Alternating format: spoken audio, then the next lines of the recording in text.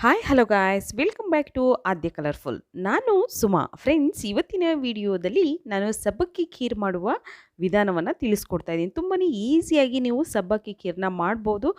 ಸಬ್ಬಕ್ಕಿನ ನೆನೆಸ್ದಲೇ ನೀವು ಸಬ್ಬಕ್ಕಿ ಪಾಯಸನ ಮಾಡ್ಬೋದು. ಹೇಗೆ ಮಾಡೋದು ಅಂತ ನೋಡೋಣ. ಮೊದಲನೇದಾಗಿ ನಾನಿಲ್ಲಿ ಸಾಬುದಾನ ತೊಗೊಂಡಿದ್ದೀನಿ, ಅಂದರೆ ಸಬ್ಬಕ್ಕಿ. ನಾನು ಚಿಕ್ಕದು ಸಿಗಲಿಲ್ಲ ನನಗೆ, ಸೊ ಮೀಡಿಯಮ್ ಸೈಜಲ್ಲಿರುವಂತಹ ಸಬ್ಬಕ್ಕಿನೇ ತೊಗೊಂಡಿದ್ದೀನಿ ಫ್ರೆಂಡ್ಸ್.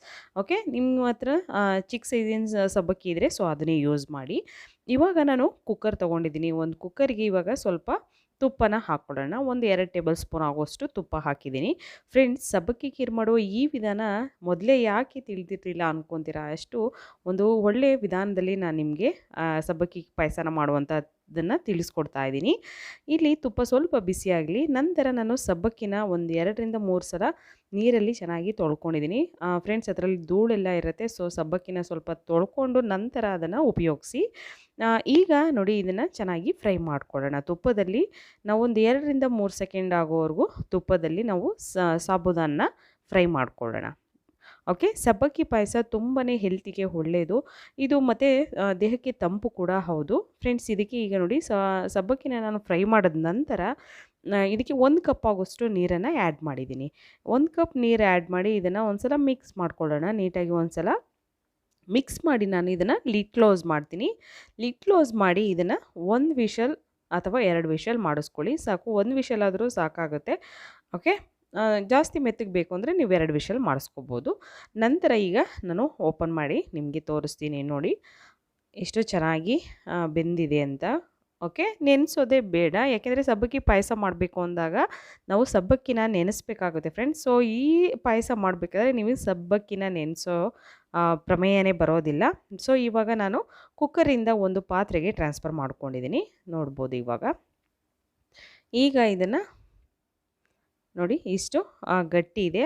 ಅದಕ್ಕೆ ಇವಾಗ ನಾನು ಹಾಲನ್ನು ಹಾಕ್ಕೋತಾ ಇದ್ದೀನಿ. ಇಲ್ಲಿ 2 ಕಪ್ ಹಾಲನ್ನ ಉಪಯೋಗಿಸ್ತಾ ಇದ್ದೀನಿ ನಾನು. ಓಕೆ, ಈಗ ಮಿಕ್ಸ್ ಮಾಡ್ಕೊಳ್ಳೋಣ ಚೆನ್ನಾಗಿ. ಒಂದು ಅರ್ಧ ಲೀಟರ್ ಹಾಲಾದರೆ ಸಾಕು. ಈಗ ಮಿಕ್ಸ್ ಮಾಡ್ಕೊಳ್ಳೋಣ. ಫ್ರೆಂಡ್ಸ್, ನಿಜವಾಗ್ಲೂ ಈ ಟ್ರಿಕ್ಸು ನಿಮಗೆ ಫಸ್ಟೇ ಯಾಕೆ ಗೊತ್ತಿರಲಿಲ್ಲ ಅಂದ್ಕೊತೀರಾ ನೀವು? ಅಂಥ ವಿಧಾನದಲ್ಲಿ ನಾನು ಇವತ್ತು ಸಬ್ಬಕ್ಕಿ ಖೀರ್ ಮಾಡೋದನ್ನು ತಿಳಿಸ್ಕೊಡ್ತಾ ಇದ್ದೀನಿ. ಯಾಕೆಂದರೆ ಸಬ್ಬಕ್ಕಿನ ನಾವು ಯಾವಾಗಲೂ ಪಾಯಸ ಮಾಡಬೇಕು ಅಂತಂದರೆ ಅದನ್ನು ನೆನೆಸ್ತೀವಿ, ಬಟ್ ನೆನೆಸೋ ಪ್ರಮೇಯನೇ ಇಲ್ಲ. ನೀವು ಸಬ್ಬಕ್ಕಿನ ಡೈರೆಕ್ಟಾಗಿ ಕುಕ್ಕರಲ್ಲಿ ವಿಷಲ್ ಮಾಡಿಸ್ಕೊಂಡ್ರೆ ಸಾಕು. ಓಕೆ, ಸೊ ನೋಡಿ, ಇವಾಗ ನಾನು ಹಾಲನ್ನು ಕೂಡ ಪೂರ್ತಿ 1 ಕಪ್, ಇನ್ನೊಂದು ಕಪ್ ಹಾಲನ್ನು ಕೂಡ ಹಾಕಿ ಈಗ ಸಕ್ಕರೆ ಕೂಡ ಹಾಕ್ಕೊಂಡಿದ್ದೀನಿ. ಸಕ್ಕರೆನ ನಿಮಗೆ ರುಚಿಗೆ ಅನುಗುಣವಾಗಿ ನೋಡಿಕೊಂಡು ಸಕ್ಕರೆ ಹಾಕ್ಕೊಳ್ಳಿ. ಈಗ ಮಿಕ್ಸ್ ಮಾಡ್ಕೊಳ್ಳೋಣ ಚೆನ್ನಾಗಿ. ಇದನ್ನು ಮಿಕ್ಸ್ ಮಾಡೋದಕ್ಕೆ ಬಿಡೋಣ. ನಂತರ ಈಗ ನಾನಿಲ್ಲಿ ಬಾದಾಮ್ ಪೌಡರ್ನ ತೊಗೊಂಡಿದ್ದೀನಿ. ಸುಮಾರು ಒಂದು 2 ಸ್ಪೂನ್ ಆಗೋಷ್ಟು ನಾನು ಬಾದಾಮ್ ಪೌಡರ್ ತೊಗೊಂಡಿದ್ದೀನಿ ಫ್ರೆಂಡ್ಸ್. ತುಂಬಾ ಟೇಸ್ಟಿಯಾಗೂ ಬರುತ್ತೆ, ಒಂದು ಒಳ್ಳೆ ಫ್ಲೇವರ್ ಕೂಡ ಸಿಗುತ್ತೆ ನಮಗೆ ಸಬ್ಬಕ್ಕಿ ಖೀರಲ್ಲಿ. ಸೊ ಈಗ ಇದಕ್ಕೆ ಏಲಕ್ಕಿ ಪೌಡರ್ನ ಕೂಡ ನಾನು ಹಾಕ್ತಾ ಇದ್ದೀನಿ. ಸೊ ನೀವು ಬರೀ ಬಾದಾಮ್ ಪೌಡರ್ ಒಂದು ಹಾಕಿದ್ರೆ ಸಾಕು ಅನ್ನೋದಾದರೆ ಓಕೆ, ಪರವಾಗಿಲ್ಲ. ಏಲಕ್ಕಿ ಮತ್ತು ಶುಂಠಿ ಪೌಡರ್ ಎರಡನ್ನೂ ಮಾಡಿ ನಾನು ಇಟ್ಕೊಂಡಿದ್ದೀನಿ. ಸೊ ಅದನ್ನು ಹಾಕಿದ್ದೀನಿ. ಈಗ ಒಂದು ಒಳ್ಳೆ ಮಿಕ್ಸ್ ಕೊಟ್ಬಿಟ್ಟು ಈ ಥರ ನೋಡಿ ಬಬಲ್ಸ್ ಬರ್ತಾ ಇರಬೇಕು, ಚೆನ್ನಾಗಿ ಕುದೀತಾ ಇರಬೇಕು. ಪಾಯಸ ಚೆನ್ನಾಗಿ ಕುದ್ದು ಬಂದಮೇಲೆ ಇದಕ್ಕೆ ನಾವೀಗ ನಾನು ಸಾಫ್ರಾನ್ ಹಾಕೋತಾ ಇದ್ದೀನಿ. ನಿಮ್ಮ ಹತ್ರ ಇದ್ದರೆ ಉಪಯೋಗಿಸಿ, ಯಾಕೆಂದರೆ ಸಾಫ್ರಾನ್ ಹಾಕೋದ್ರಿಂದ ಕಲರ್ ಕೂಡ ತುಂಬ ಚೆನ್ನಾಗಿ ಬರುತ್ತೆ. ಸೊ ಹಾಗಾಗಿ ಒಂದು ಒಳ್ಳೆ ಟೇಸ್ಟ್ ಕೂಡ ಬರುತ್ತೆ ಫ್ರೆಂಡ್ಸ್. ಈಗ ನೋಡಿ, ಒಂದು ಅರ್ಧ ಗಂಟೆ ಬಿಟ್ಟು ನಾನು ಸರ್ವ್ ಮಾಡ್ತಾ ಇದ್ದೀನಿ. ಏಕೆಂದರೆ ಬಿಸಿ ಇದ್ದಾಗ ಕಲರ್ ಕೂಡ ಬರೋದಿಲ್ಲ. ಸ್ವಲ್ಪ ತಣ್ಣಗಾದ ನಂತರ ನೋಡಿ ಕಲರ್ ಎಷ್ಟು ಚೆನ್ನಾಗಿ ಬಂದಿದೆ ಅಂತ.